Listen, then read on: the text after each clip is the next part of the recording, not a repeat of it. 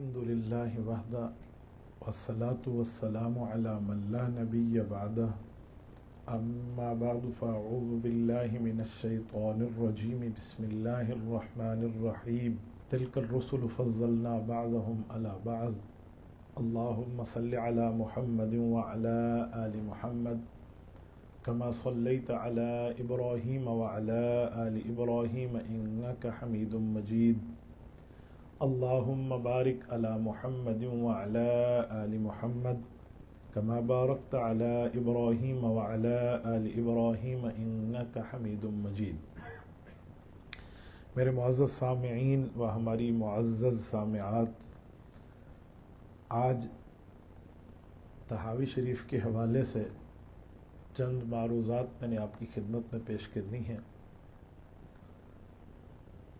اور اسی حساب سے حدیث کی حوالے سے بھی اور عقیدے کے حوالے سے بھی دونوں باتیں آپ کی خدمت میں رکھوں گا۔ دیکھیں، امام طحاوی رحمۃ اللہ علیہ کی کتاب کا اختتام ہے، تو امام طحاوی کون ہیں، ان کا تعارف کیا ہے؟ حضرت امام طحاوی رحمۃ اللہ علیہ کا نام احمد بن محمد بن سلامہ الازدی مصری الطحاوی ہے، کنیت ابو جعفر ہے۔ حضرت امام طحاوی رحمۃ اللہ علیہ 239 ہجری یعنی خیر القرون کو ختم ہوئے 19 سال ہوئے تھے، اس وقت حضرت امام طحاوی رحمۃ اللہ تعالی علیہ کی پیدائش ہوئی، اور 82 سال کی عمر پائی۔ سن 321 ہجری میں ان کا انتقال ہے۔ امام طحاوی رحمۃ اللہ علیہ نے علم حدیث اپنے گھر سے حاصل کیا تھا۔ ان کے ماموں تھے حضرت امام مزنی رحمۃ اللہ تعالی علیہ، انہوں سے انہوں نے علم حدیث کو پڑھا، انہوں نے انہیں پڑھایا، اور اسی طرح مختلف باقی اساتذہ کرام سے بھی انہوں نے پڑھا، لیکن ابتدا ان کی گھر سے ہوئی۔ امام طحاوی رحمۃ اللہ تعالی علیہ جو تھے، یہ اپنے وقت کے اتنے بڑے عالم تھے کہ ان کے لیے کہتے ہیں لم یخلف مثلہ، کہ بعد والوں نے اس جیسا عالم پیدا نہیں کر سکے، اس پائے کا بندہ، اور اتنی مہارت علم حدیث میں اس کے پاس ہو، علم عقائد میں اس کے پاس ہو، علم قرآن میں ان کے پاس ہو، تو اس جیسا ماہر ان کے بعد نہیں پیدا ہو سکا۔ امام طحاوی رحمۃ اللہ علیہ کا جو زمانہ ہے، وہ زمانہ حضرت امام طحاوی رحمۃ اللہ علیہ کا بہت خوبصورت زمانہ ہے۔ مثلا امام طحاوی جب دنیا میں آئے تو اس وقت تقریباً سارے کے سارے سیاستہ کے جو محدثین ہیں، سیاستہ والے، وہ سارے زندہ تشریف فرما تھے۔ حضرت امام بخاری، حضرت امام مسلم، امام ابو داود، امام ترمذی، امام نسائی، امام ابن ماجہ، حضرت امام ابن خزیمہ، اسی طرح جتنے باقی بھی ہیں، امام دارمی ہو گئے، یا باقی اس زمانے کے جو بڑے بڑے محدثین تھے، یہ انہوں نے ان کا زمانہ پایا ہے، تو امام صاحب رحمۃ اللہ تعالی علیہ کو یہ مقام حاصل ہے۔ حضرت امام طحاوی رحمۃ اللہ علیہ نے بہت سے مشائخ کرام کے زمانے کو پایا، بعض نے 24 لکھا ہے، بعض نے 36 کا زمانہ لکھا ہے۔ حضرت امام طحاوی رحمۃ اللہ علیہ سے بعض ایسے مشائخ گزرے ہیں جن کا نام تو بہت بڑا ہے، لیکن انہوں نے امام طحاوی سے روایت لی ہے۔ مثلا امام نسائی رحمۃ اللہ علیہ، امام ابو شعیب نسائی رحمہ اللہ، بہت بڑی شخصیت ہے۔ سنن کبریٰ، سنن صغریٰ، المجتبیٰ، یہ نسائی کی انہوں نے تحریر فرمائی ہے۔ امام نسائی نے بھی ان سے پڑھا ہے ایک روایت پہ، تو اس روایت کو بھی ذکر فرمایا ہے۔ مشکل الاثار میں موجود ہے کہ انی ابو عبد الرحمن یعنی النسائی، امام نسائی رحمۃ اللہ علیہ نے مجھ سے یہ حدیث پاک لی اور پھر یہ مسئلہ لیا۔ کہتے ہیں قال ابو جعفر کتب هذا الحدیث اذا تبايع الرجلان فكل واحد منهما بالخيار ما لم يتفرقا۔ یہ مسئلہ جو تھا، یہ بزنس کے معاملات میں ایک مسئلہ ہے، کاروبار کے حساب سے، تو اس پر وہ کہتے ہیں کہ یہ مسئلہ مجھ سے حضرت امام نسائی رحمہ اللہ نے لیا ہے۔ یہ امام نسائی ہیں، نسا ان کا علاقہ ہے، لوگ اس کو غلط پڑھتے ہیں، وہ کہتے ہیں نسائی، نسائی لفظ نہیں ہے، نسائی ہے، زبر کے ساتھ ہے۔ نسائی ہو تو اس کا معنی ہے میری خواتین، یہ لفظ بدل جاتا ہے۔ نسائی تو یہ نسا کی طرف نسبت ہے، تو یہ محدث ہے۔ تو اتنے بڑے حضرات نے بھی ان سے چیز لی ہے۔ حضرت امام طحاوی رحمۃ اللہ علیہ بچپن میں جو اپنے ماموں سے پڑھے امام مزنی سے، تو وہ مذہب شافعی پہ تھے، تو یہ شافعی کے بجائے حنفی ہوئے۔ اس کی وجہ کئی وجوہات ہیں۔ بہرحال جو باقی وجوہات سے اگر ہم صرف نظر کریں اور ایک بات سامنے رکھیں تو بنیادی بات یہی ہے کہ ان کے جو ماموں جان تھے وہ حضرت امام اعظم ابو حنیفہ رحمۃ اللہ علیہ کی کتابیں پڑھتے، ان سے مسائل کو تلاش کرتے، ان سے استفادہ فرماتے۔ تو انہوں نے جب اپنے استاذ کو، اپنے ماموں کو، اپنے گھر کے بڑے کو دیکھا کہ وہ بھی حضرت امام اعظم ابو حنیفہ رحمۃ اللہ علیہ کی کتب سے استفادہ کرتے ہیں اور امام صاحب رحمۃ اللہ تعالیٰ علیہ کی باتوں کو لیتے بھی ہیں اور اس سے فائدہ بھی حاصل کرتے ہیں، تو میں کیوں نہ امام اعظم ابو حنیفہ کی کتابوں کو دیکھوں۔ تو جب ان نے امام اعظم ابو حنیفہ رحمۃ اللہ علیہ کی کتب سے دلائل دیکھنا شروع کیے تو ان کا رجحان امام اعظم ابو حنیفہ کی طرف ہو گیا۔ تو ان نے اتنے دلائل وہاں سے اکٹھے کیے، اتنے اخذ کیا کہ خود وقت کے امام بن گئے اور ان کا اس جیسا مقابلہ کرنے والا کوئی نہیں تھا۔ بعض کہتے ہیں کہ ان کو ان کے ماموں جان نے ایک موقع پر ڈانٹا بھی تھا، کہا تھا تجھ سے کوئی خیر نہیں ملے گی، یا اس طرح کی کوئی بات فرمائی تھی۔ بہرحال تو جب یہ بڑے ہوئے اور ایک عالم فاضل اور فقیہ بن گئے اور انہوں نے کتابیں احادیث کی، عقیدے کی، تفسیر کی لکھنا شروع فرمائیں، تو اس وقت کہتے تھے کہ اللہ رحمت فرمائے میرے ماموں جان پہ، انہوں نے مجھے قسم اٹھا کے کہا تھا تیرے ساتھ ٹھیک نہیں ہوگا۔ تو آج اگر ماموں جان زندہ ہوتے نا تو وہ اپنی قسم کا کفارہ دیتے، میں نے الحمدللہ ٹھیک کام کر لیا ہے۔ تو یہ ایک ماموں اور بھانجے کی محبت کی بات تھی۔ تو بہرحال اس پر بھی حضرات کا کچھ کلام ہے کہ نہیں انہوں نے لفظ ماضی سے کہا تھا تو ماضی سے قسم واقع نہیں ہوتی، لیکن بعض جگہ مستقبل کے صیغے سے بھی ہے جہاں قسم منعقدہ ہو جاتی ہے اور واضح ہو جاتی ہے۔ بہرحال یہ اس طرف تشریف لے آئے تھے اور حضرت امام طحاوی رحمۃ اللہ تعالیٰ علیہ کا ایک بہت زبردست احناف کے حوالے سے کام ہے، اور اس حد تک ان کا کام ہے کہ رہتی دنیا تک اس طرح کا کام نہیں پیش کیا جا سکتا۔ مثلا یہ ہمارے پیش نظر جو طحاوی شریف کی کتاب دیکھیں ہم، شرح معانی الآثار، یہ حدیث کی کتاب ہے۔ مجھے یاد ہے اپنے دورہ حدیث والے سال میں ہمارے والد مکرم شیخ الحدیث حضرت مولانا محمود الحسن قریشی رحمۃ اللہ علیہ، ہمارے والد صاحب کو اللہ تعالیٰ نے سعادت عطا فرمائی کہ انہوں نے حضرت تھانوی، حضرت کشمیری، حضرت مدنی، حضرت دہلوی رحمہم اللہ ان سب سے استفادہ کیا، ان کی زیارت کی۔ تو میرے والد مکرم کا ماشاءاللہ حدیث میں ایک بڑا پایا تھا۔ ایک دن مجھ سے انہوں نے فرمایا کہ بیٹا آپ نے دورہ حدیث کیا ہے تو سیاہ ستہ بھی آپ نے پڑھ لی اور طحاوی شریف بھی پڑھ لی، تو ذرا مجھے بتائیں آپ نے امام طحاوی کی کتاب حدیث میں اور باقی کتابوں میں کیا فرق دیکھا؟ عام ایک طالب علم ہو، نیا نیا اس نے دورہ حدیث کیا ہو تو اس پہ کیا تبصرہ کرے گا؟ بہرحال میں نے ابا جی کہنے پہ دو چار باتیں عرض کر دیں۔ جو بات والد صاحب نے فرمائی نا وہ بڑی قیمتی اور کام کی اور لکھنے والی ہے، تو وہ میں آپ کی خدمت میں عرض کرتا ہوں۔ مجھے ابا جی فرمانے لگے کہ باقی بھی کتاب حدیث ہے، یہ بھی کتاب حدیث ہے، ایک فرق ہے، ان کتابوں میں روایات ہر زمانے کی موجود ہیں، لیکن وہاں یہ نہیں لکھا ہوا یہ کس زمانے کی بات ہے، حضور نے یہ بھی فرمایا، یہ بھی فرمایا، یہ بھی فرمایا، یہ بھی کام کیا، یہ بھی کیا، یہ بھی کیا، اس طرح ان کتابوں میں حدیثیں۔ طحاوی میں بھی ایسی حدیثیں ہیں لیکن یہاں ساتھ لکھا ہوا ہے وجہ ترجیح، جسے نظر طحاوی کے نام سے ہے، اس میں حضرت امام طحاوی فرماتے ہیں یہ شروع زمانے کی ہے، یہ درمیانی زمانے کی ہے، یہ آخر زمانے کی ہے، اور آخر زمانے پہ ہم عمل کریں گے۔ یہ حدیث پاک کا فرق بتاتے ہیں۔ میں مثال کے طور پہ ایک بات سمجھاتا ہوں۔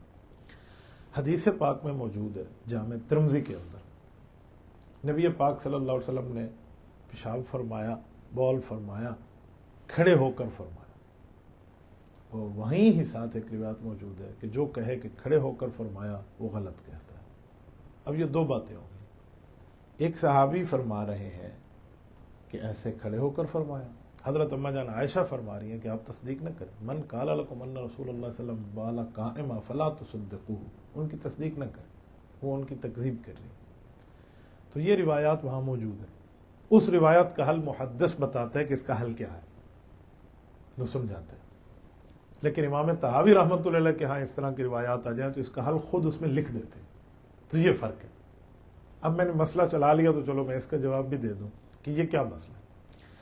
دیکھیں اس طرح کی جو زندگی میں ایک ڈیڑھ بار کی ایک روایت آتی ہے نا، تو ہم اس کو جھٹلاتے نہیں ہیں، ہم اس کا صحیح محمل تلاش کرتے ہیں، صحیح معنی تلاش کرتے ہیں۔ ہم کہتے ہیں جی اس کی کوئی وجہ تھی، جو حضرت اما جان عائشہ فرماتی ہیں یہ بھی سچ ہے، جو دوسرے صحابی فرما رہے ہیں وہ بھی سچ ہے. تو بھئی فرق کیا ہے؟ جو سچ یہ ہے کہ اما جان عائشہ گھر کی بات فرما رہی ہیں. گھر میں رسول اللہ صلی اللہ علیہ وسلم کا معمول یہ نہیں تھا. آپ علیہ الصلوۃ والسلام یوں فرماتے تھے جو گھر کی بات ہے. لیکن باہر میں تو ایک مرتبہ نبی پاک صلی اللہ علیہ وسلم کو کمر مبارک میں درد تھا، تو حکماء اور اطباء کے مطابق اگر وہ بندہ کھڑے ہو کر رفع حاجت کر لے تو اس وقت اس کا وہ درد ختم ہو جاتا ہے. بعض روایات میں ہے کہ نہیں، گھٹنے مبارک پہ تکلیف تھی، بیٹھنا ممکن نہیں تھا. اور بعض روایات میں ہے کہ وہ جگہ ایسی تھی کہ وہاں بیٹھتے تو کپڑے خراب ہونے کا خدشہ تھا، یا مختلف روایات کی باتیں موجود ہیں. تو اس طرح کا جواب ہے کہ عادت نہیں ہے آپ کھڑے ہو کر کریں، آپ کے لیے تو بیٹھ کے کرنا ہی ضروری ہے. اس طرح کے سوالات میں اعتراض آئے، حل آئے، اس کا جواب آئے، تو یہ حضرت امام طحاوی رحمۃ اللہ تعالی علیہ نے اس کا حل کتاب کے اندر ذکر فرمایا.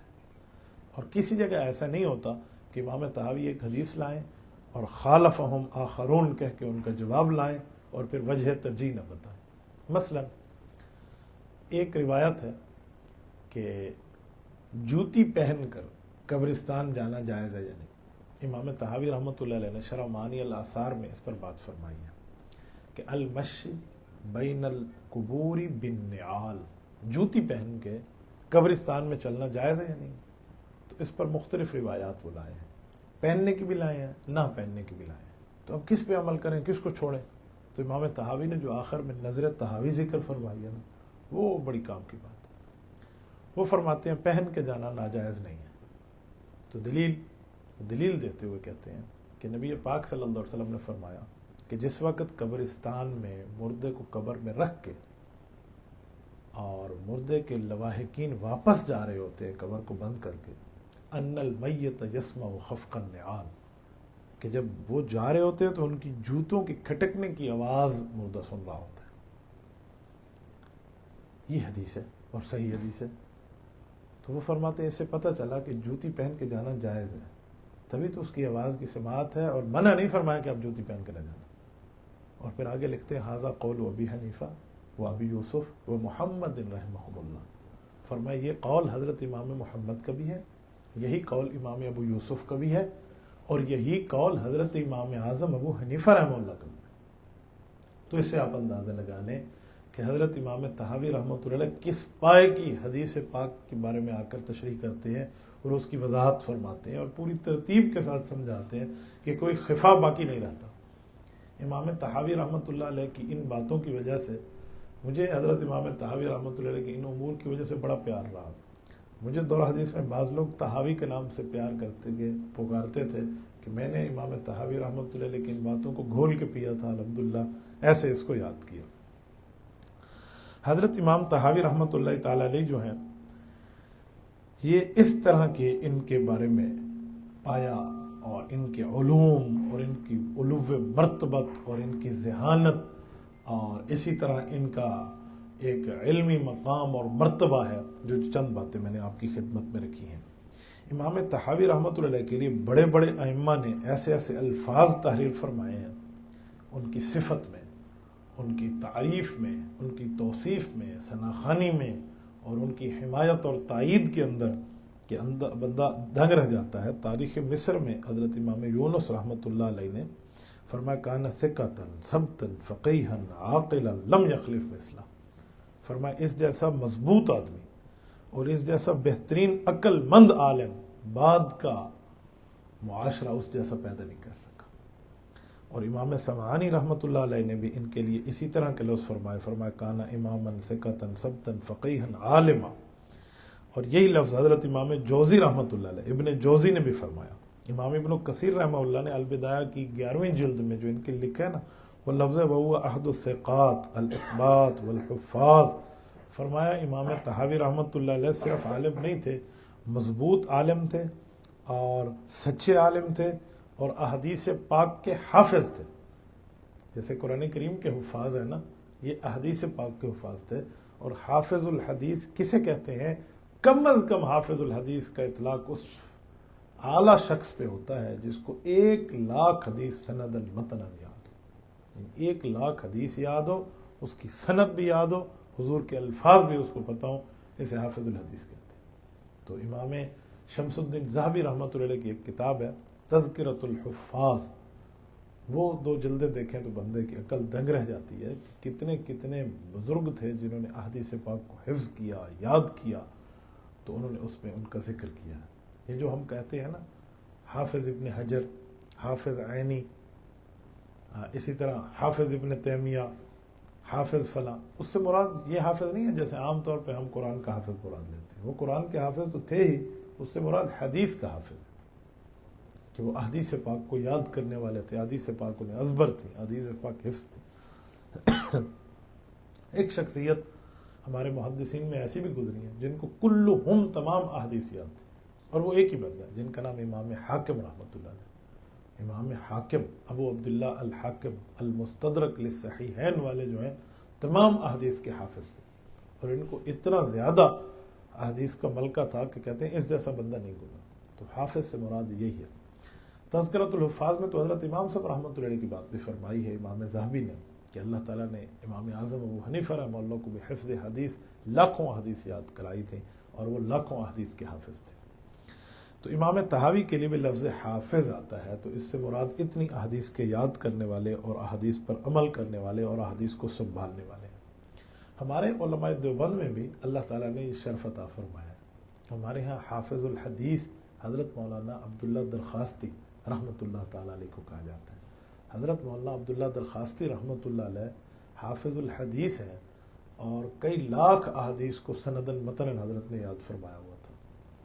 जिन हज़रात ने हज़रत की ज़ियारत की है, 1994 में हज़रत का इंतकाल है, वो बताते हैं कि हज़रत रहमहुल्लाह जहाँ बैठते अहदीस पाक शुरू फरमा देते, क़ाला रसूलुल्लाह सल्लल्लाहु अलैहि वसल्लम, क़ाला रसूलुल्लाह सल्लल्लाहु अलैहि वसल्लम, क़ाला रसूलुल्लाह सल्लल्लाहु अलैहि वसल्लम, कि हुज़ूर अलैहि सलाम ने ऐसे फरमाया, ऐसे फरमाया, ऐसे फरमाया। एक एक बयान में कई कई 100 अहादीस बयान फरमा देते थे, कई कई 100। मेरे वालिद मुकर्रम रहमतुल्लाह अपनी आँखों देखा वाक़या बयान फरमाते हैं कि जब हज़रत हदीस पाक बयान फरमा रहे होते तो ऐसे लगता है जैसे रहमत आसमान से छन छन बरस रही है। वो फरमाते थे, डेरा इस्माइल खान में एक दफ़ा तशरीफ़ लाए तो उस जलसे में हज़रत मौलाना मुफ्ती महमूद रहमतुल्लाह अलैह भी तशरीफ़ फरमाते। तो हज़रत दरखास्ती रहमतुल्लाह अलैह ने बात शुरू फरमाई कि वो चाँद निकल आया, सब कहो सुबहान अल्लाह, यहीं से बात शुरू फरमाई और चाँद के हवाले से रिवायात पढ़ना शुरू की।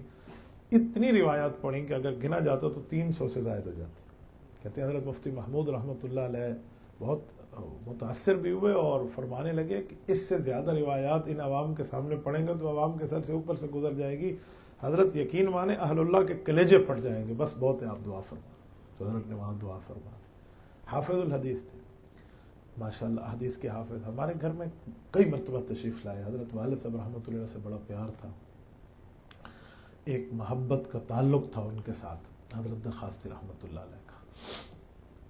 मैं 2 वाक़यात आपकी खिदमत में अर्ज़ करता हूँ। हमारे एक रिश्तेदार थे, उनके दिल में सहाबा कराम रज़ी अल्लाह अन्हुम अजमईन और अहले बैत का बुग़्ज़ था। तो बुग़्ज़ सहाबा के वो मरीज़ थे, मर गए, तो उनको कब्रिस्तान में दफन कर दिया गया। जहाँ नहीं करना चाहिए था वहाँ कर दिया, अहले सुन्नत के यहाँ। हमारे वालिद साहब रहमतुल्लाह अलैह हज़रत दरखास्ती को लाए। ये 1990 से के लगभग की बात बता रहा हूँ जो हमने अपने बड़ों से सुनी। हज़रत दरखास्ती रहमतुल्लाह तशरीफ़ लाए और कब्रिस्तान में आए तो बुज़ुर्गों की कब्र पर फातिहा पढ़ा, तो वहाँ उसकी कब्र पे भी गए। तो वालिद साहब ने वहाँ ठहरा दिया। तो कुछ टाइम के बाद अब्बा जी कहते हैं कि शेख महमूद आप मुझे कहाँ लाए हो, किस जगह मुझे लेकर आए हो? कश्फुल कुबूर के माहिर आदमी थे। तो वालिद साहब ने फरमाया क्या हुआ? कहा यार ये जगह खाली है, अगर यहाँ कोई बंदा है भी सही तो उसको खींच के उन लोगों के साथ भेज दिया गया है जिनके दिल में इस तरह के बुग़्ज़ सहाबा मौजूद थे। हालांकि वो डायरेक्ट नहीं जानते, बाज़ औक़ात अल्लाह अपने बुज़ुर्गों पर खोल देता है। इल्म ग़ैब अल्लाह के हाथ में है, लेकिन हम कश्फ करामात के तो कायल। खलीफा थे हज़रत दरखास्ती रहमतुल्लाह अलैह के, मेरी आंखों देखे बुज़ुर्ग हैं, हज़रत प्रोफेसर मौलाना सनाउल्लाह ज़फ़री रहमतुल्लाह ताला अलैह, बहुत बड़ी शख्सियत। वो कहते हैं हज़रत दरखास्ती की ज़बान और बात में अल्लाह ताला ने बड़ी बरकत रखी थी। जब इनको खिलाफत मिली तो अपने शेख के यहाँ जाया करते थे। ये लेके गए, एक मरतबा हलवा था खाने का, और वो उस शख्स की दुकान से लिया जिसके दिल में सहाबा अहले बैत की मोहब्बत नहीं थी। तो नहीं पता था कि उसकी दुकान से लिया। तो कहते हैं मैं वहाँ लेकर गया तो हज़रत ने देख कर ना उसको शॉपर को और وہ اس چیز کو بس استعمال نہیں فرمایا اور کوئی توجہ اس پر نہیں کی. مجھے احساس ہو گیا, میں نے تحقیق کی تو پھر مجھے سمجھ آیا کہ یہ کچھ معاملہ اور تھا. اگلی دفعہ کہتے میں ٹھیک جگہ سے لے کر گیا.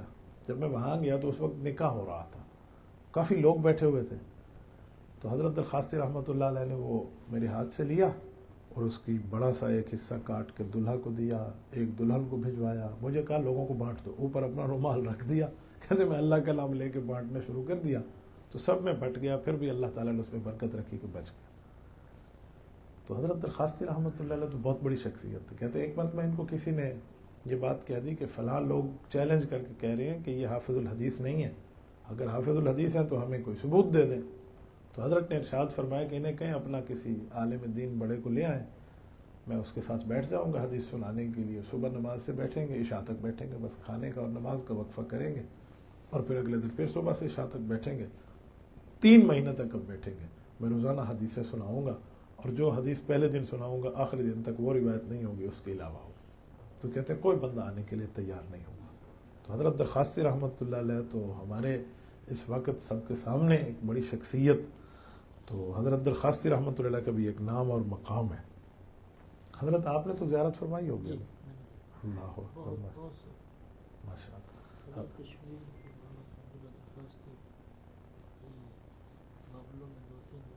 ماشاء اللہ, ماشاء اللہ, اللہ اکبر, اللہ خریق رحمت فرمائے. بہرحال تو یہ بھی امام طحاوی رحمۃ اللہ علیہ کے لیے بھی وہی حافظ کا لفظ ہے. تو امام ابن کثیر رحمہ اللہ نے بھی ان کے لیے اسی طرح کے لفظ بیان فرمائے. امام ابن عبد البر مالکی, ابن عبد البر مالکی جو ہیں یہ متوفہ 463 ہجری, یعنی آج سے 1000 سال پہلے کے آدمی ہیں.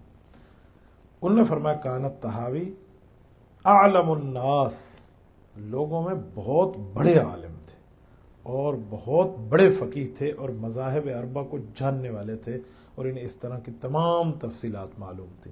اور یہی لفظ حضرت امام عینی نے, امام یوسف رحمہ اللہ, سب نے ان کے لیے لکھا ہے. امام طحاوی رحمۃ اللہ علیہ نے کتنی کتابیں تحریر فرمائی ہیں, اس کے لیے علامہ عینی رحمہ اللہ نے نخب الافکار کے مقدمے میں 24 کتابیں ذکر کی کہ امام طحاوی نے 24 کتابیں تحریر فرمائی ہیں. یہ اس زمانے کی بات ہے جو زمانہ 321 ہجری کا ہو, جس زمانے میں آپ کو اس طرح کا پین سیاہی کے حساب سے نہ ملے, اور آپ کے لیے کمپیوٹر پہ لکھنا اس وقت ذہن میں بھی کسی کے نہ ہو, اور اس وقت کوئی پرنٹ کرانا, فوٹو اسٹیٹ کرانا, نسخ نقل کرانا, یہ تو بڑی بات ہی سوچا ہی کسی نہ ہو. سب کچھ ہاتھ سے لکھنے کی ترتیب ہو. اس وقت کی 24 کتابیں امام عینی کی تحقیق ہے. لیکن حضرت مولانا یوسف کاندلوی رحمہ اللہ, جو حضرت جی مولانا الیاس دہلوی رحمۃ اللہ کے فرزند ارجمند اور تبلیغی جماعت میں ایک بہت بڑا نام ہے, انہوں نے ان کے لیے امانی الاخبار کے مقدمے میں لکھا ہے کہ فرمایا 34 تصانیف ہیں جو ہمیں ان کے مخطوطات سے ملی ہیں. 34 تصانیف. تو اتنی چیزیں احادیث پر, قرآن کریم پر, فتاوی پر, عقائد پر حضرت امام طحاوی رحمۃ اللہ تعالی علیہ نے اس کو تحریر فرمایا. میں 4-5 کتابوں کا تعارف آپ کی خدمت میں رکھ دیتا ہوں. ایک کتاب ان کی مشہور اور معروف ہے, ہمارے مدارس میں پڑھائی جاتی ہے, وفاق المدارس العربیہ پاکستان کے نصاب کا حصہ بھی ہے. وہ ہے شرح معانی الآثار. آثار اثر کی جمع ہے, معانی اس کے مطلب کی بات ہے, اور آثار کے ساتھ شرح جو ہے اس کی وضاحت کا نام ہے. اس میں نبی پاک صلی اللہ علیہ وسلم کی مرفوع روایت اور صحابہ کرام کے فتاوی, اہل بیت کے فتاوی, ان کا تعامل, یہ ان نے ذکر فرمایا. اور اس کے ساتھ ساتھ وہاں وجہ ترجیح ذکر فرمائی ہے کہ امام اعظم ابو حنیفہ رحمہ اللہ اور ان کے دونوں بڑے شاگرد امام قاضی ابو یوسف اور امام محمد رحمہ اللہ اس پر ترجیح دیتے تھے, ان دلائل پہ ترجیح دیتے تھے. وہ ان دلائل کو ذکر فرماتے. آپ کے ذہن میں خیال آئے گا کہ قرآن اور حدیث کی باتیں آ گئی تو بعد کے عالم کو ترجیح دینے کی کیا ضرورت ہے, اس کا کیا کام ہے. یہ بات ذہن میں رکھیں. آیت آ گئی, حدیث آ گئی, لیکن اس آیت اور حدیث کا جو مطلب ہے تو وہ ماہر ہی جانے گا نا. ہر بندے نے نہ اس آیت کا مطلب اٹھا کے سمجھنا ہے, نہ حدیث کی بات کا مطلب اٹھا کے سمجھنا ہے, کیونکہ بعض اوقات ماہر کے علاوہ بات نہیں سمجھی جا سکتی. میں اس کی ایک مثال آپ کو دوں. نبی علیہ الصلوۃ والسلام پر آیت اتری, وَكُلُوا وَاشْرَبُوا حَتَّى يَتَبَيَّنَ لَكُمُ الْخَيْطُ الْأَبْيَضُ مِنَ الْخَيْطِ الْأَسْوَدِ مِنَ الْفَجْرِ, کہ روزہ رکھنا ہے اور روزہ افطار کرنا ہے. تو رکھنا شروع کرنے کا وقت کیا ہے اور افطار کرنے کا وقت کیا ہے؟ تو قرآن نے وقت کی بات فرمائی. فرمایا جب کالا دھاگا سفید دھاگے سے جدا ہو جائے تو آپ کھانا پینا بند کر دیں. ثم اتم الصیام الی اللیل، پھر رات تک روزے کو پورا کریں، یعنی غروب آفتاب. اس پر لفظ ہے کالا دھاگا سفید دھاگے سے جدا ہو جائے. جب تک رسول اللہ صلی اللہ علیہ وسلم کی تشریح نہیں تھی تو اس وقت تک اس بات کی وضاحت یوں نہ سمجھی گئی جیسے سمجھنے کا حق ہو. حضرت عدی بن حاتم طائی رضی اللہ عنہ صحابی رسول ہے، بہت بڑا نام ہے. کہتے ہیں انہوں نے 2 دھاگے لیے تھے اس آیت کے اترنے کے بعد، اور دونوں دھاگے اکٹھے کر کے اپنے سرانے کے نیچے رکھ دیے، کالا اور سفید دھاگا. اور بچوں کو کہا کہ آج سحری کریں آپ. وہ سرانہ اٹھا کے دیکھیں بھی دھاگے جدا ہوئے تو نہ ہوئے، دھاگے جدا ہوئے تو نہ ہوئے. اتنے میں اذان آئی تو انہوں نے افطاری وہ سحری وہیں روک دی. نبی علیہ السلام کی خدمت میں آ کے عرض کیا کہ یا رسول اللہ، قرآن نے دھاگے جدا کی بات فرمائی ہے، کالا اور سفید دھاگا جدا نہیں ہوئے، ابھی تک ویسے ہی پڑھ رہے ہیں سرانے کے نیچے. تو نبی علیہ السلام نے فرمایا یا عدی ان وسادتک لعریض، عدی آپ کا سرانہ تو آسمان زمین سے بڑا ہے.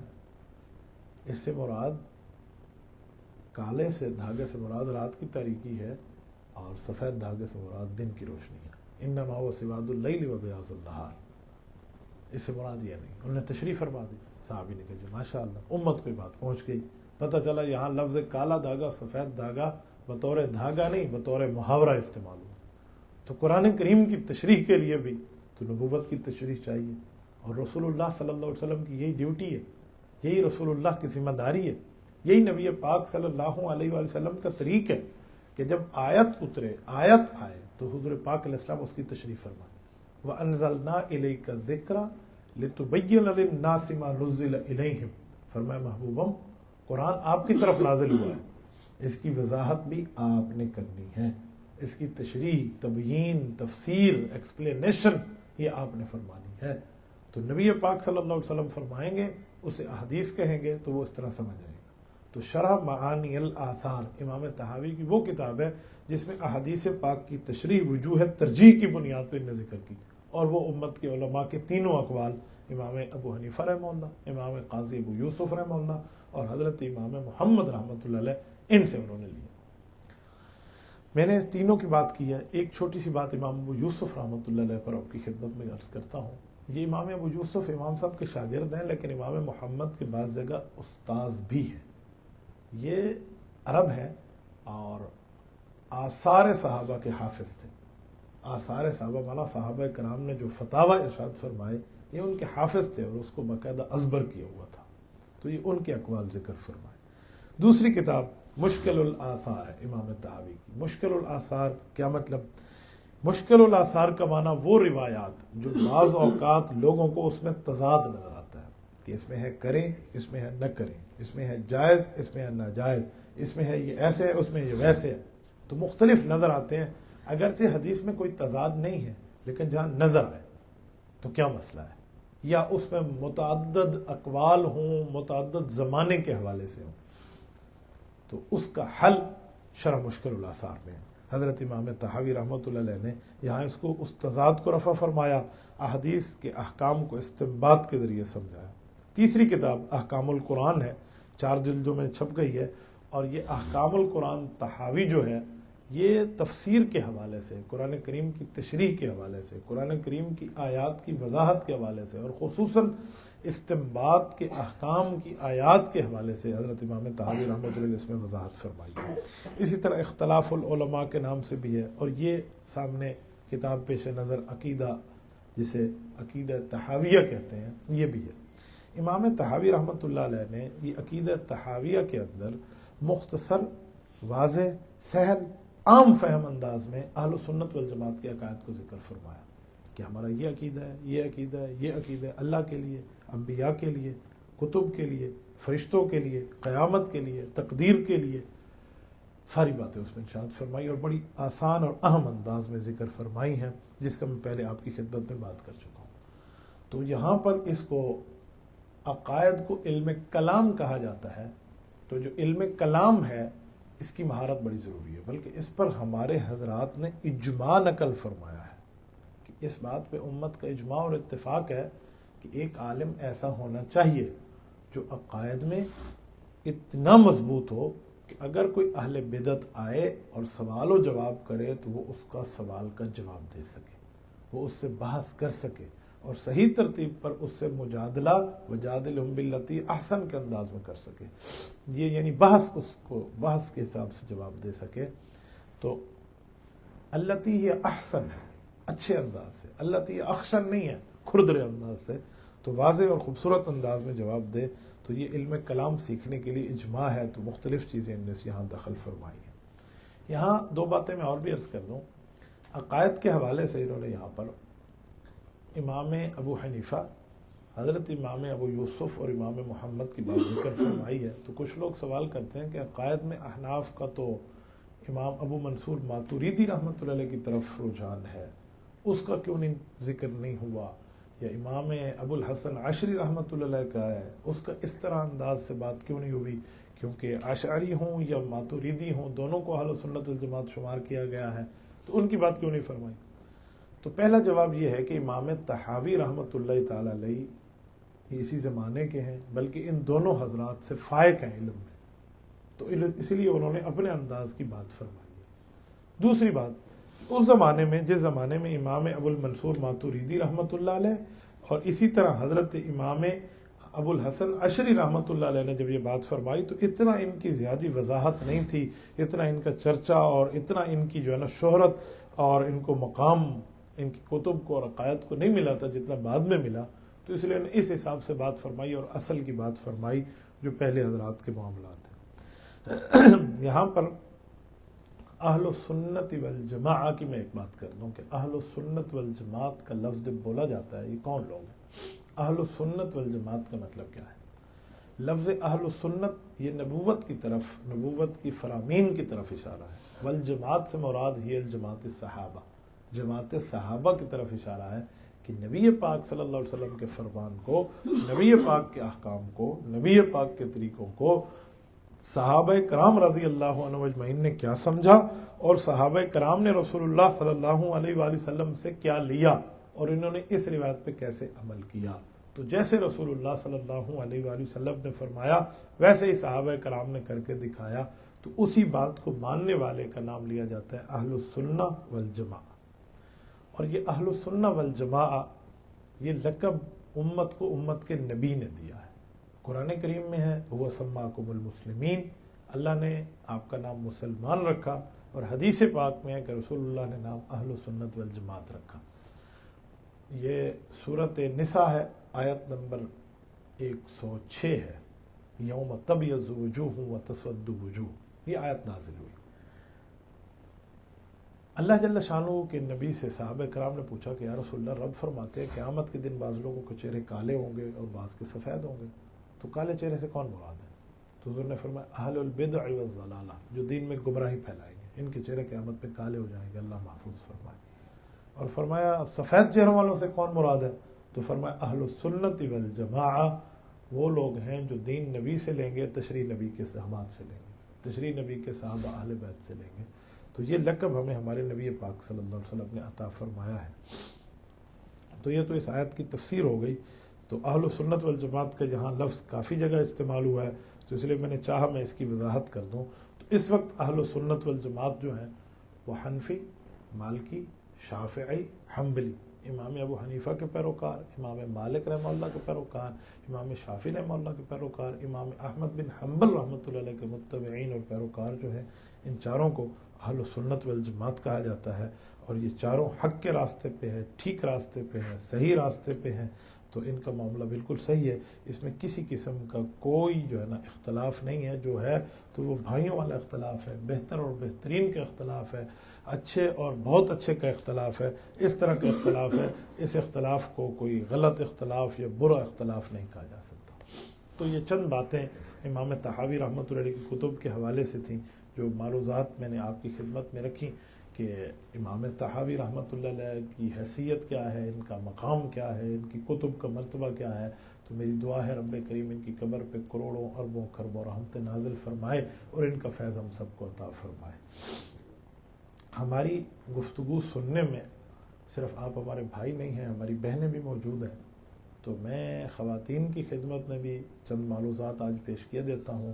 آج ہمیں درس کا آخری یہاں روز ہے، تو میں چاہ رہا تھا کہ میں ان کے بارے میں بھی چند معلومات پیش کروں. تو میری آئندہ گفتگو کی مخاطب اصل میں خواتین ہوں گی، تو میں ان کے حوالے سے بھی ایک دو باتیں آپ کی خدمت میں رکھ دیتا ہوں. تو میری مائیں بہنیں ذرا توجہ سے سنیں.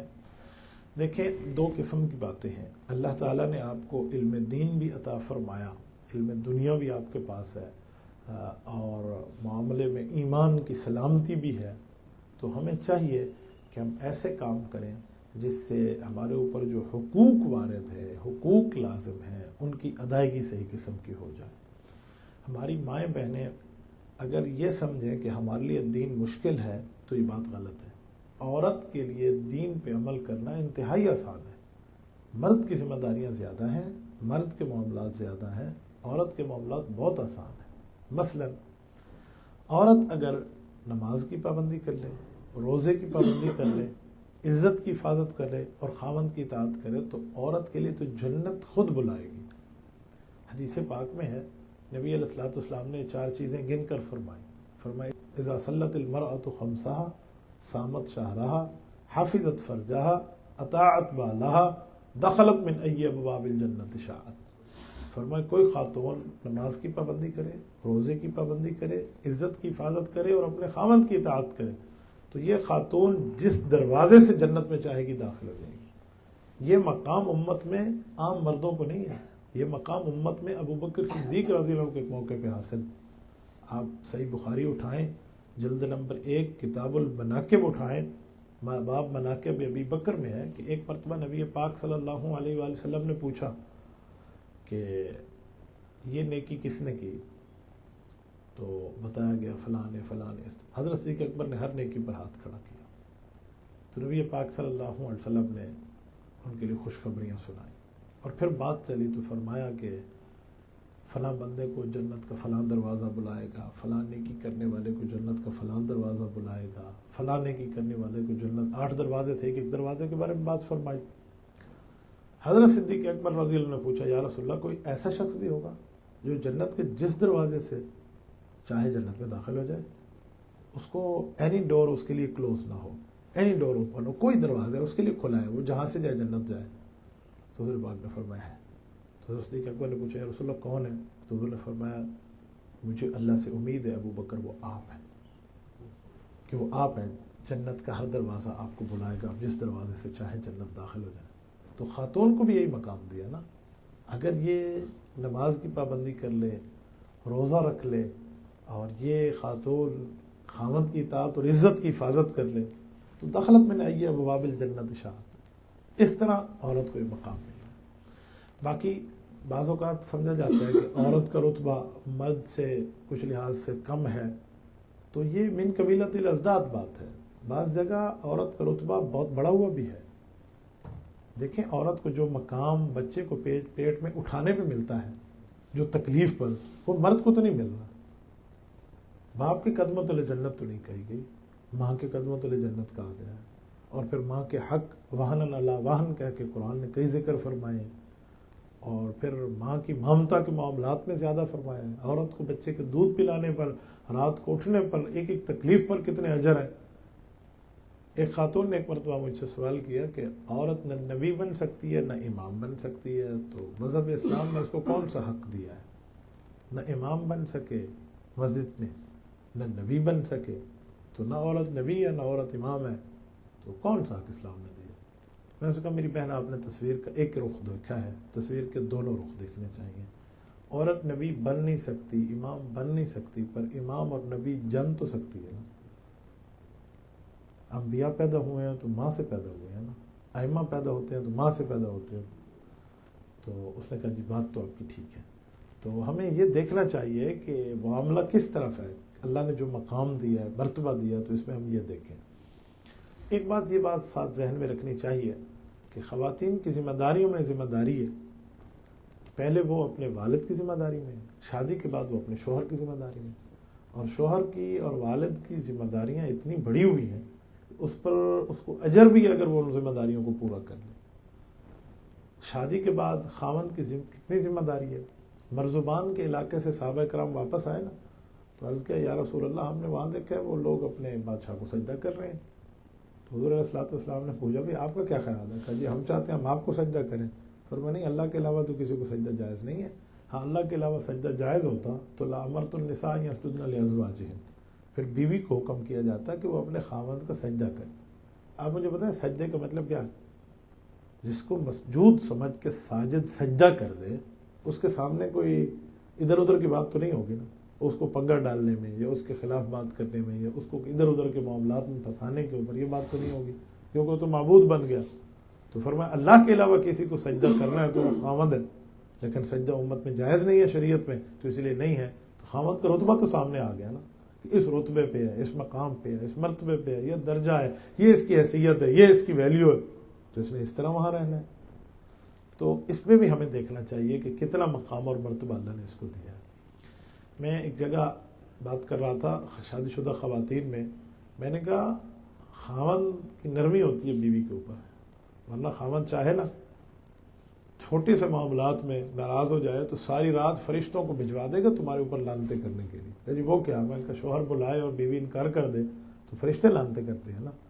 تو آپ بتائیں وہ تکلیف میں آپ کو آزمائش کے لیے اس طرح آپ کے اوپر امتحان ڈال دے، لیکن نہیں، خاوند کی نرمی ہے. تو اس لیے بیویوں کو چاہیے وہ ان معاملات میں ان حقوق کو دیکھیں. اور اس کے ساتھ اولاد کے حقوق ہیں. اولاد کے حقوق میں یہ چیز لازم ہے اس کے اوپر کہ یہ ماں باپ اس کو اچھی تعلیم دے. اور ماں کی گود تو پہلی یونیورسٹی ہے. اطلب العلم من المہد الی اللحد، یہ مہد ماں کی گود کو جو کہا گیا کہ ماں کی گود سے قبر کے پنگھوڑے تک علم حاصل کرو، تو یہ ماں کی ذمہ داری ہے، اس نے اسے علم پڑھانا ہے. اور علم سے مراد علم دین ہونا چاہیے، علم شریعت ہونا چاہیے، اسے علم دین سمجھائیں، یہی باتیں بتائیں. آج کل ہم لوگ سمجھتے ہیں کہ جیسے ہم ہیں نا بس ہمارے بچے بھی اسی طرح پڑھے لکھے ہیں. نہیں، ہم اپنے آپ کو سوچیں ہمارے اوپر بھی محنت کی گئی ہے تو ہم وہی محنت اپنے بچے پہ کریں. آج کل کے بچے موبائل کا سوشل میڈیا کے عادی ہوتے جا رہے ہیں ماں باپ کے استعمال کو دیکھ کر. تو اس سے ہٹانے کا بہت آسان طریقہ ہے کہ ماں باپ کو چاہیے وہ اپنے بچے کو دینی بات سنائیں ایک کہانی بنا کر، قصے کی شکل بنا کر. آپ یوں نہ کہیں کہ حضور علیہ الصلوۃ والسلام نے یوں فرمایا تو بچہ کیا سمجھے گا نبی نے کیا فرمایا، قرآن میں آیا، ایسے نہیں. اب دیکھو بیٹا وہ آسمان دیکھا ہے، ہاں وہاں سے ایک فرشتہ اترا تھا اور یہ بات لے کر آیا تھا، یوں آیت سمجھائے نا. اس طرح ان کو پتہ ہے. ایک واقعہ سنیں کہ ایک مجلس لگی ہوئی تھی، ہوا چل رہی تھی، بہت اچھا موسم تھا، بہترین لوگ بیٹھے تھے، ایک شخص بات کر رہا تھا، سب سن رہے تھے. یوں حدیث سنا دیں کہ صحابہ کو حضور نے حدیث سنائی ہے. یوں واقعات کی شکل میں کہانی کی ترتیب پر، ایک واقعے کے ترتیب پر سنائیں گے تو ضرور بچے شوق سے سنیں گے، باقی چیزوں کو چھوڑ دیں گے. میں اپنی بات آپ کو سناؤں. ہماری والدہ کی قبر پہ اللہ کروڑوں اربوں خربوں رحمتیں نازل فرمائے. میری والدہ سیدہ تھی، ہاشمیہ تھی، حضرت علی کی نسل ہے، حضرت علی کی اولاد ہے. میری امی جان نے میرے ساتھ دن طے کیے ہوئے تھے ہفتے کے، ہفتہ اتوار، پیر، منگل، بدھ، جمعرات، جمعہ، پھر ہفتہ آ گیا. یہ جو 7 دن ہیں ہر دن میں ایک نہ ایک قصہ میرے ساتھ طے ہوتا تھا کہ یہ قصہ میں نے تمہیں سنانا ہے. قصے کا مطلب یہ واقعہ سے لفظ سے زیادہ بچہ متاثر قصے پہ ہوتا ہے نا، قصہ سنا ہے. تو کیا قصہ؟ آدم علیہ السلام اور شیطان کا قصہ کیا ہوا تھا یہ سناؤں. وہ میں رات کو سنتا، پھر جا کے مجھے نیند آتی. پھر اس کے بعد اگلے دن ہاں جی اب ابراہیم علیہ السلام اور نمرود کا قصہ. اس سے اگلے دن ہاں جی اب میں نے آپ کو ایک قصہ سنانا ہے موسیٰ علیہ السلام اور فرعون کا. یوں قصے بٹے ہوئے ہوتے وہ نبی علیہ الصلوۃ والسلام اور ابو جہل کے معاملات تک. تو ان واقعات مجھے ازبر ہو جاتے، یہ امی جان ہمیں سناتی اور ایسے انداز سے سناتی نا، وہ فرعون ڈوب رہا اور یوں موسیٰ علیہ الصلوۃ والسلام کا لشکر آ رہا اور فنفجرت من حسنتا عشرۃ عینا، وہ پوری آیت وہ نظر آ رہا ہوتا تھا کہ واقعی یہ کوئی فرعون ہے اور یہ ڈوب رہا ہے اور یہ مسلمان وہاں سے نکل کے جا رہے ہیں. تو اس انداز سے سناتی، وہ واقعات یاد ہو جاتے ہیں. آج بھی تفسیر کے اندر مجھے پڑھنے کا اتفاق ہو نا واقعہ تو پوری اماں کی بات سنائی ہوئی سامنے آ جاتی ہے. تو یہ چیزیں ہوتی ہیں. ہم اپنی اولاد کو اس طرح سنائیں، سمجھائیں، ان کو ٹائم دیں. نوافل سے زیادہ بہتر ہو جائے گا کہ میں اپنی اولاد کو ٹائم دوں، میں ایک معاشرے میں ایک اچھا فرد تیار کر لوں. کوئی 100 بروں کو ایک طرف لانے سے بہتر ہے ایک اچھا فرد تیار کر لوں. کیسے؟ مثلا کمرے میں اندھیرا ہو، 10 بندے مل کے کہیں اندھیرا ہے اندھیرا ہے اندھیرا ہے اندھیرا ہے، روشنی نہیں ہے نہیں ہے نہیں ہے، تو اس سے روشنی نہیں ہوگی۔ روشنی کب ہوگی؟ 10 میں سے 9 چھوڑ دیں، کوئی ایک آئے اور موم بتی جلا دے، تو ہم اپنے حصے کا چراغ جلا دیں، اپنے حصے کی وہاں نیکی کر دیں، تو ہمارے لیے بہت بہتر ہو جائے گا۔ اسی طرح عبادت کا شوق بندہ دلائے، عبادت کا ذوق دلائے، تو ایسے ہی ہے۔ کرامت میں امام بختیار کاکی رحمۃ اللہ علیہ کے لیے کہا ہے کہ ان کی والدہ انہیں کہتی تھی اللہ سے مانگو گے تو روٹی ملے گی، اللہ سے مانگو گے، اور وہ بچے کا یقین بنوانے کے لیے روٹی پکا کر الماری میں رکھ دیتی اور پھر کہتی 2 نفل پڑھو ملے گا، تو بچہ آتا کہتے وہ پڑھتا اور وہ الماری کھولتا تو روٹی مل جاتی۔ ایسے ہی ان کا یقین بنوایا۔ ہمیں بزرگوں نے بتایا کہ ایک دن اللہ جل شانہ کی طرف سے ان کے اوپر یہ فضل اور کرم جاری ہوا کہ ماں نے کسی اور جگہ مصروف ہے اور وہ اس دن نہیں پکا سکی، تو گھر آئی اور بیٹا روٹی کھا رہا ہے، تو کہا کیا کہ میں نے ایسے نماز پڑھی اور اللہ نے مجھے روٹی دی اور میں کھا رہا ہوں، جس ترتیب پر بھی رب کریم نے اس کو بھجوائی۔ تو کتنی آسانی کا معاملہ تھا، کتنی سچائی اس زمانے میں سکھائی گئی تھی۔ حضرت شیخ عبد القادر جیلانی محبوب سبحانی ذل رحمانی بہت بڑا نام ہے، جس طرح امام اعظم ابو حنیفہ رحمہ اللہ کا نام فقہ میں ہے، علم حدیث میں ہے، علم شریعت میں ہے، ایسے علم تصوف میں حضرت شیخ عبد القادر جیلانی نور اللہ مرکزہ کا نام ہے۔ ان کی والدہ نے انہیں یہی سکھایا تھا نا کہ بیٹا سچ بولنا، تو انہیں سچ بولا کہ 1000 اشرفی میرے اس پاکٹ میں اندر سی ہوئی ہے، تو پورا ڈاکوؤں کا گروہ توبہ طیب ہو گیا تھا اور سب ڈاکوؤں نے توبہ کر لی، حالانکہ ایک سچ بولنے کے اوپر۔ تو مانگ اصل ہوتی ہے جو سمجھائے۔ تو خواتین ان معاملات میں دیکھیں، اور یہاں پھر اپنا بندہ محاسبہ کرے روزانہ کی بنیاد پر، ایک وقت نکالے، وہ 4 منٹ ہو 5 منٹ ہو وہ 2 منٹ ہو، لیکن ہو تنہائی میں، اس میں نہ موبائل ساتھ ہو نہ کوئی دوسرا ساتھ ہو، صرف توجہ اپنے دل پر ہو کہ آج کا دن میرا کیسے گزرا، اس میں کتنی اچھائیاں کتنی برائیاں تھیں، تو اس میں اپنی نیکیوں کو بھی سامنے رکھیں، اپنی برائیوں کو بھی سامنے رکھیں۔ ہر بندہ جانتا ہے، اگلے دن کوشش کریں کہ برائیاں کم ہوں نیکی بڑھ جائے، یوں 2 4 5 10 دن ہم اپنے ذات کے اوپر سوچنا شروع کر دیں، اصلاح ہونا شروع ہو جائے گی۔ اس پر کسی قسم کا کوئی مسئلہ ایسا نہیں ہوگا جس پر بندے کو کوئی پریشانی لاحق ہو جائے یا بندے کو کوئی تکلیف کا معاملہ لاحق ہو جائے، تو اس چیزوں کو مجھے دیکھنا ہوگا۔ تو خواتین میں ایک چیز یہ بھی ساتھ ذہن میں رکھیں کہ ہم جو کام کر رہے ہیں اس کام سے میرا اللہ راضی ہے یا نہیں، میرا اللہ خوش ہے یا نہیں، یا میرا اس معاملے پہ کیا لینا دینا ہے، یہ بندہ ذہن میں رکھے، تو پھر کسی کو دکھانے کا معاملہ نہیں ہوگا، کسی کے لیے کرنے کا معاملہ نہیں ہوگا، وہ جو بھی ہوگا وہ اللہ کے لیے ہوگا، اللہ تعالیٰ کے معاملات کے لیے ہوگا۔ نیت کا انحصار ہوگا کہ کس نیت کی بنیاد پہ کام کیا جا رہا ہے، کس طرح سمجھایا جا رہا ہے، اس کا مطمع نظر کیا تھا، اس کی وجہ ریزن بیس کیا تھی، بنیاد کیا تھی، یہ کس ترتیب پر یہ کر رہے ہیں۔ میں یہاں ایک بات مزید آپ کی خدمت میں عرض کروں، خواتین کے معاملے میں حدیث پاک کے اندر جو ہے تو جتنی نرمی اور جتنی گنجائش رسول اللہ صلی اللہ علیہ وآلہ وسلم نے انہیں دی ہے اور سمجھایا ہے، ایسا بہت کم ملتا ہے۔ مثلا خواتین کو اکثر موقعوں پہ اللہ کی طرف متوجہ کرانے کی ترتیب رسول اللہ صلی اللہ علیہ وسلم نے دکھائی ہے۔ 2-3 واقعات آپ دیکھ لیں۔ سیدہ کائنات حضرت فاطمہ الزہرا رضی اللہ تعالی عنہا سے آئی ہیں اور نبی علیہ الصلوۃ والسلام کی وہ چوتھی اور چہیتی بیٹیاں جن کی آمد پہ حضور کھڑے ہو جائیں، تو حضور پاک علیہ الصلوۃ والسلام نے پوچھا بیٹا کیسے آئے؟ کہ یا رسول اللہ آپ کے پاس غلام اور لونڈیاں ہیں تو مجھے کوئی ایک لونڈی دے دیں، ایک باندی دے دیں جو ہماری خدمت کرے۔ آپ علیہ الصلوۃ والسلام نے کیا فرمایا؟ فرمایا فاطمہ بیٹی اس سے افضل چیز بتاؤں، 33 دفعہ سبحان اللہ، 33 دفعہ الحمدللہ، 34 دفعہ اللہ اکبر پڑھ لو۔ یعنی دنیا کے اوپر نظر چھڑوا کے آخرت پہ نظر رکھوانے کی ترتیب رسول اللہ میں بتلا رہے ہیں۔ یہ نہیں ہے نعوذ باللہ کوئی نبی پاک صلی اللہ علیہ وآلہ وسلم کو اپنی اولاد پہ کوئی شفقت نہیں تھی، لیکن وہاں دنیا کی باتوں سے ہٹا کر آخرت پہ لے گئے۔ ایسے ہی حضرت خولہ بنت جعفر رضی اللہ تعالی عنہا آئی تھی اور نبی پاک صلی اللہ علیہ وسلم کی خدمت میں بات کی تھی کہ جی میرے میاں نے مجھے زہار کے الفاظ کہہ دیے ہیں، میرے لیے کوئی گنجائش بنوا دے، کوئی گنجائش۔